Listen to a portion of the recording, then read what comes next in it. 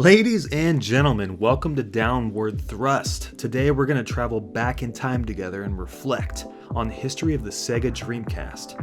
So jump in that phone booth with me and let's take a trip down memory lane. If you don't know what the Dreamcast was, I implore you to continue watching because it was one of the best damn consoles to release to a US audience, albeit it was dropped down into the boxing ring with the insanely successful Sony PlayStation 2, and we'll talk about that in just a little bit. Background footage of the video is going to be some of the most popular games on the system while we dig a little deeper. So what's our agenda today? This video will break down the history of the Sega Dreamcast, the success and failure of its system, and why some of the games released on the platform made it one of the best systems of all time. 9999. It was the big catchphrase for the Dreamcast. September 9th, 2009, the big release date for this badass system. The Dreamcast was the first 128-bit console to be released to home audiences, but it was definitely a competitive market out there. The PlayStation had been on the market for 4 years at this point, releasing on September 9th, 2005. Yeah, I'm not kidding. The exact same calendar day of the year as the Sega Dreamcast. I guess instead of hiring market analysts to forecast the most profitable day to launch the system, they decided to cross their fingers and copy Sony. That's right, Sega was trying to save a few bucks, trying to stuff that piggy bank a little fuller. And then we had the Nintendo 64. The N64, released to the public September 29th, 1996, had also been out a few years and had a well-established player base. It was a gamble for Sega to release a console into this pre-established market with audiences that for the most part practice fierce brand loyalty. I remember when I was a kid, I was a Sony purist. I didn't want anything to do with Nintendo. If you were a kid growing up in this era, the video game market was a damn candy store. There were so many consoles to choose from, and usually you didn't have the money to afford multiple systems, so you stuck to one brand and you prayed to God that they were better than the rest. The idea was this: Sega would launch an advanced platform into the market to capture market share given its competitive advantage, its technology, and advanced graphics. The problem with this business idea is that this kind of niche strategy only works if you introduce it to an audience that expresses a direct need for it. Even if we needed advanced graphics and more capable systems, which we didn't by the way, we just wanted those features, so many people were attached to Sony and Nintendo that it was very difficult for Sega to break into that market and penetrate it. So what was the plan? Sega would launch a $100 million advertisement campaign that centered around three things: Super Bowl television ads, television spotlights — they had over 900 planned for MTV alone — and partnerships for product placement with big companies such as Pepsi. Back in 96, 100 mil was a shit ton of money, guys. They wanted to hit several markets, including the casual gamers and the Sega loyalists. So who were Sega loyalists? I sure as hell wasn't one. Well, let's take a look at some history. Prior to the Dreamcast, Sega released the Genesis and the Saturn, the former doing moderately well, selling 300 million units globally, but the Saturn, wow, this was a freaking train wreck. An absolute disaster, a complete circus. Without going into too many details of why the system sucked, due to its clunky interface, ridiculous loading times due to new CD technology that seemed out of date when it first came out, and horrid first-party support, the system tanked itself into the garbage can very quickly, selling a paltry 8 million units worldwide. To this day, it is one of the biggest flops in console history and one of the absolute lowest selling consoles of all time. Fast forward to the Sega Dreamcast and wow, what an amazing turnaround, a fantastic console. Clearly, Sega had learned from its past and delivered the first 128-bit games the world had ever seen. We got 60 frames per second, well, on some games, and most of the games had a pretty snappy loading times. We also got something extraordinary: internet gaming on console. But let me stop you there. I'm not talking about broadband or high-speed internet gaming. I'm talking about 56K dial-up 300 to 400 ping caveman connections. Yeah, that's right. You literally had to unplug your house phone, run the frickin' wire into your bedroom from the wall outlet that was probably 20 to 30 feet across the house and in the kitchen, and then only then could you begin the process of connecting. From there, you had to dial up to the client and pray to God your connection actually went through, let alone be stable enough to get you the 300 ping you were actually praying for to be able to play the games online. Those lucky enough convinced their mom and dad to purchase a secondary dial-up line so they can keep a constant connection. Hard to believe nowadays with all of our instant wireless microsecond connections that we actually had to have telephone wires sprayed out all over our carpets. Now that I think about it, how did Sega actually see this playing out in American households? Dad comes home from work at 5, had a hard day on the job, boss is yelling at him, drove home with no AC, during the inferno heat of a California summer, comes home, walks in the door and sees his phone line ransacked by his teenage kid, trips over it as he's walking to the fridge to grab a Budweiser. Yeah, a mess.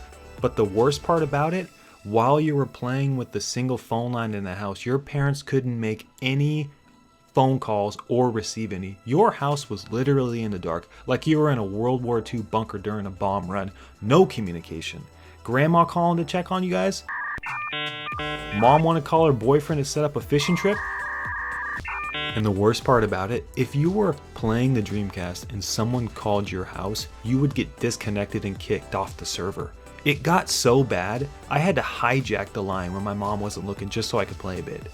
But hey, it was a feature at least. Hell, you could even check your email, you could send files, pictures, and game images over the client. You could actually surf the internet at cardboard speeds. You could do it dragging that little cursor around with your analog stick and waiting 90 seconds for every page to turn. Fun times. Now back to the analysis. In lies the problem of the Dreamcast. The system itself was awesome to hardcore gamers that wanted sharp new graphics, first-party releases, and the possibility of playing with their friends online. Phantasy Star Online, anyone? Kick-ass game. We got amazing games like Grandia, Grandia 2, Code Veronica, an exclusive, some of the best Sonic games, the legendary Skies of Arcadia, Soul Calibur, Shenmue, just amazing games. So why was the $100 million ad campaign targeted at people watching the Super Bowl and MTV? Sega fans and hardcore gamers, which was the target demographic, console-playing kids didn't watch football or MTV. We watched Saved by the Bell, cartoons, or any daytime drama just to catch a 3-second glimpse of a high school girl in a bikini. Anything but the Super Bowl. So what happened with the system? Initially, it was a success. Pre-orders were solid. In the first 2 years, people got great first-party releases and things were looking up. However, one can attribute a lot of success to consoles or any kind of new technology to hype. Every product in life has a life cycle curve. That life cycle curve is steeper earliest on when the demand of the product is driven by hype. Eventually, excitement for the system started to quell as anticipation for Sony's new PlayStation 2 was going to hit the market. That's where I feel Sega was fighting a losing battle from the beginning. They tried so many times, and believe me, as evidence from the sales and revenue figures from all over the internet, not to mention Sega's financial reporting, with the Genesis, the Saturn, the Game Gear, and all those shitty add-ons that they made for their dying consoles, Sega was always putting themselves into positions where they could not succeed in the marketplace. They knew their market share for the console market was far smaller than Nintendo or Sony, but they tried to enter the market yet again anyway. Man, I loved the Dreamcast, and I actually liked the Genesis a little bit too. But fuck, Sega was the female cow just getting rammed from behind by the bull every time it tried to make a console. Was the Dreamcast good? Hell yeah. Was it popular and successful financially? No. Let's take a look at the total system lifecycle sales figures.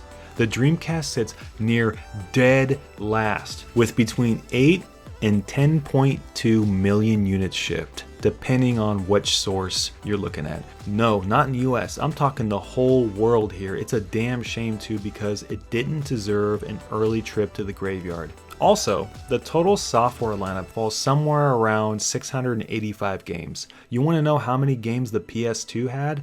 over 3,800. So let's go ahead and recap. We had a couple of good years for the Dreamcast, followed by a reduction of hype. So what happened next?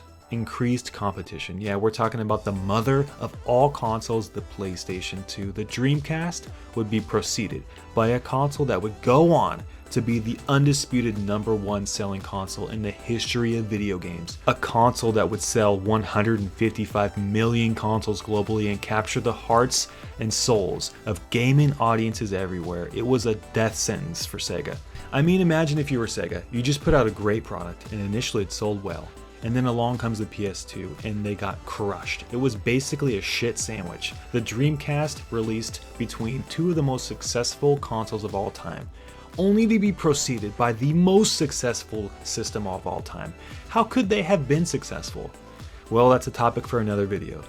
It's like going to a poker table and the only available seat is between Johnny Chan and Daniel Negreanu. On any other day, at a shittier table with a couple local fishes, Sega could have made a killing. But hey, that's the beauty of free markets. Companies compete to put out the best products, and competition spurs innovation, creativity, and success.